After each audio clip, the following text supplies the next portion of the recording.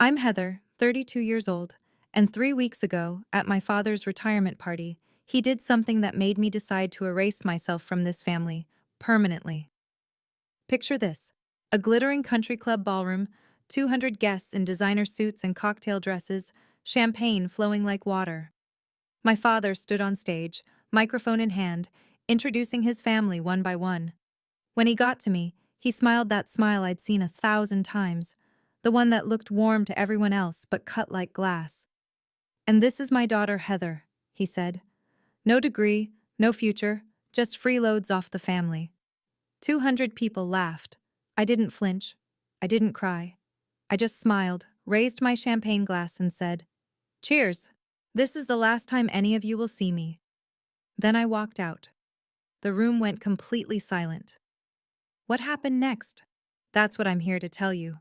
Before I continue, please take a moment to like and subscribe, but only if you genuinely want to know how this story ends. And let me know in the comments where you're watching from and what time it is there. Now let me take you back 12 years, to the day I was forced to leave college. The Evans family of Fairfield, Connecticut. That's how we were known. Upper middle class, respectable. My father, Richard Ivans, was CEO of a mid-sized logistics company. We had a 6-bedroom colonial on 2 acres, a Mercedes S-Class in the driveway, and a membership at the most exclusive country club in the county. From the outside, we looked perfect. My mother died when I was 8.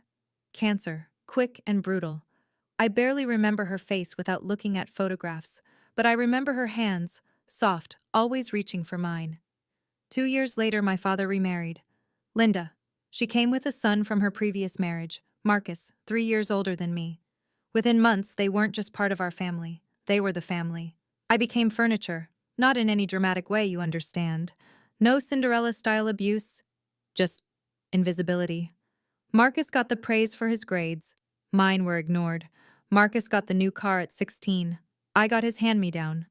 Marcus was the future of the company. I was also here.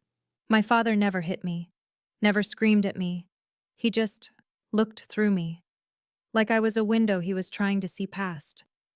But there was one person who saw me. My grandmother, Margaret Ivans. My father's mother. She'd call me every Sunday, ask about my classes, my friends, my dreams. She'd say things like, "You remind me of myself at your age, Heather. Underestimated. But I see you." She left me something when she died, something no one in the family knew about. But I'm getting ahead of myself. In this family, I learned to become invisible. What I didn't know then was that invisibility would become my greatest weapon. The day my future was decided for me, I was 20 years old. Sophomore year at UConn, business major, 3.8 GPA. I had plans, dreams. A scholarship application sitting on my desk for a summer program in London. My father called me home on a Wednesday. "Family meeting," he said. Those 2 words had never meant anything good. I found him in his study. Mahogany desk, leather chair, walls lined with awards and certificates. Linda stood beside him, her hand on his shoulder, supportive, united. "Heather," my father began, not looking up from his papers, "we need to make some sacrifices as a family. Marcus has been accepted into the Wharton MBA program. It's an incredible opportunity." My heart rate didn't change. I already knew where this was going. "We can't afford both your tuition and his program," he continued. "So we've decided you'll take a break from school, just for now. Marcus's career will benefit the whole family." Linda nodded, her voice honey-sweet. "A girl doesn't need an MBA to have a good life, Heather. You'll find a nice husband someday. That's what really matters." I sat there, frozen. Not because I was surprised. I'd spent 12 years learning not to be surprised, but because some small, stupid part of me had still hoped. "You said you'd support my education," I heard myself say. "You promised Mom before she died." My father's jaw tightened. "Circumstances change. When the company stabilizes, I'll make it up to you." He never did. What I found out later, through a cousin's slip of the tongue, was that there was plenty of money. They just chose not to spend it on me. I didn't argue that day. I just nodded. But inside, I made a promise to myself. This was the last time I'd let anyone else decide my worth. I moved to Boston with $2,000 in savings and a suitcase of clothes that didn't fit the life I was leaving behind. My first apartment was a 400 square foot studio above a laundromat in Allston. The radiator clanked all night. The walls were thin enough to hear my neighbor's TV. I ate ramen for dinner and day-old bagels from the cafe where I worked mornings.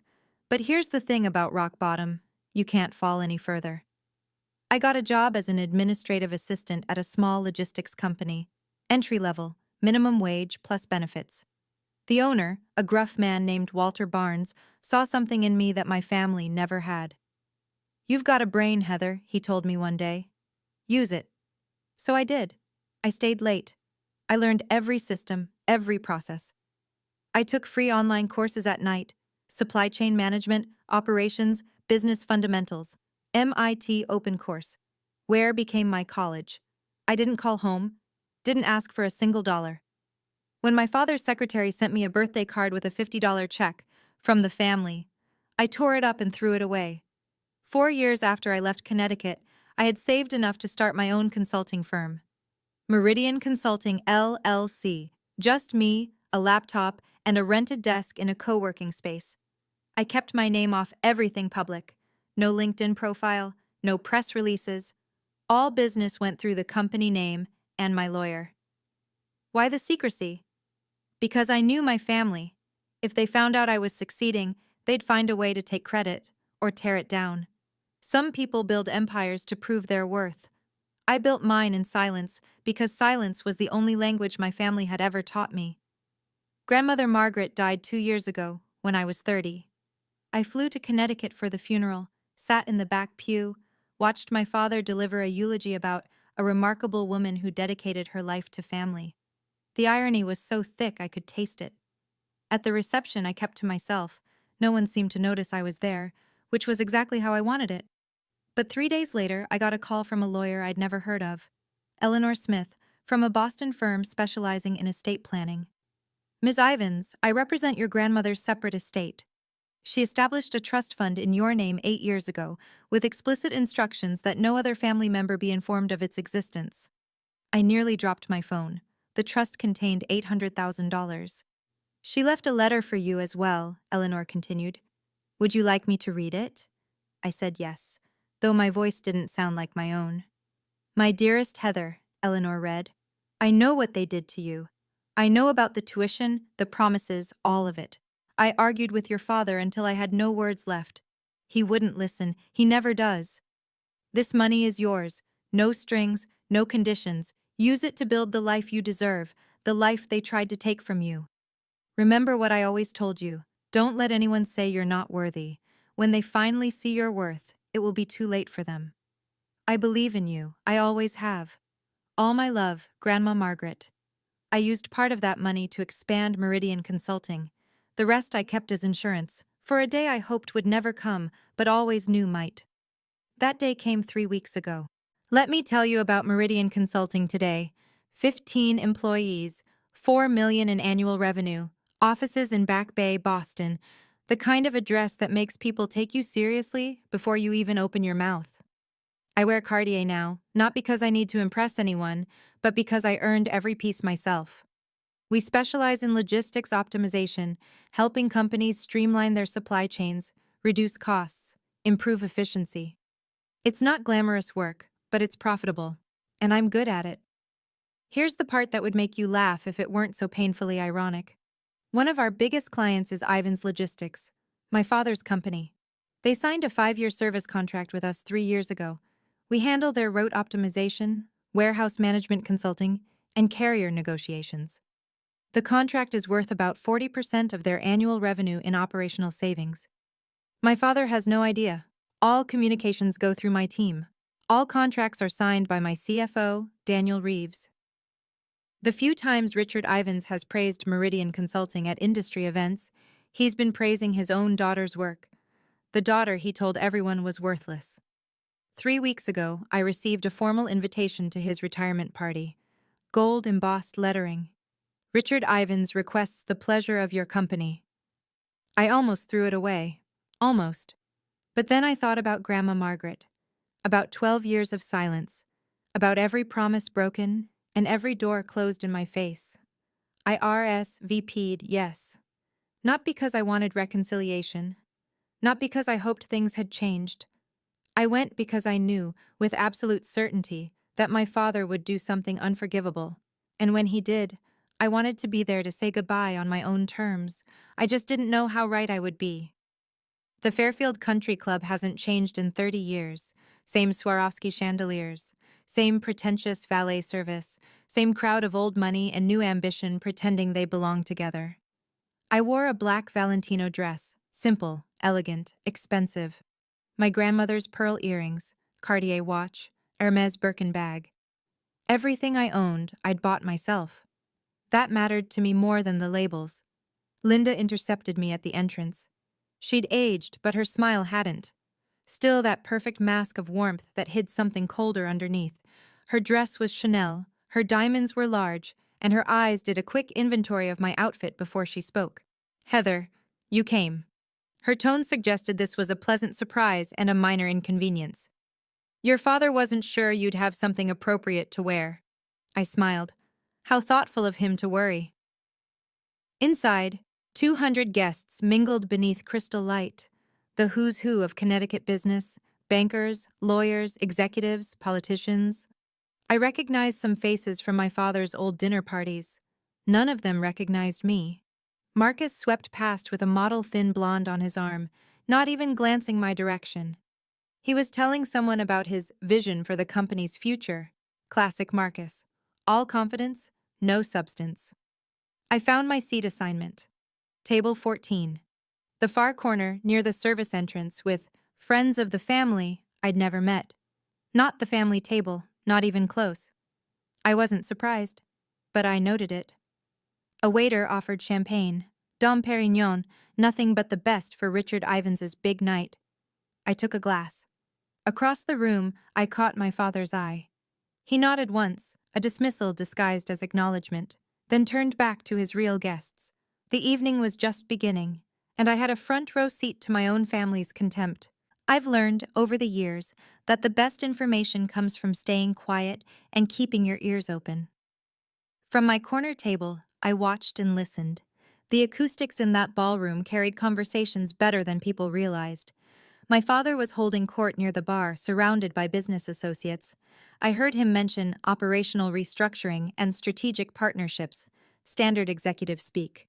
But then, "Meridian Consulting has been transformative for us," he was saying to a silver-haired man I recognized as a major shipping executive. "They're the backbone of our operations now. Whoever runs that company is a genius." The other man nodded. "I've been trying to get a meeting with them for months. Very private operation. Do you know who's behind it?" My father shrugged. "Never met them personally. Everything goes through their legal team and account managers. But honestly, I don't care who they are as long as they keep delivering results."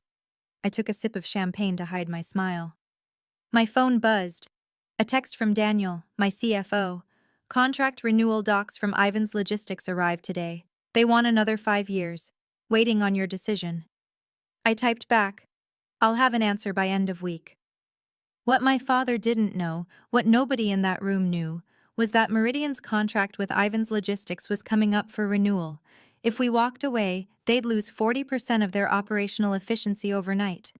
In logistics, that's not just an inconvenience, that's a death sentence. I hadn't decided what to do yet. Part of me wanted to keep the professional relationship separate from the personal toxicity, but as I watched my father bask in praise for his company's success built partly on my work, I felt something shift. Tonight would determine everything. I needed a refill on my champagne. Or maybe I just needed to move, to shake off the strange energy building in my chest. At the bar, I ran into the extended family firing squad. Aunt Susan, Linda's younger sister, spotted me first. Her face did that thing where surprise becomes pity, becomes condescension in about half a second. "Heather, oh my goodness, I almost didn't recognize you." She looked me up and down.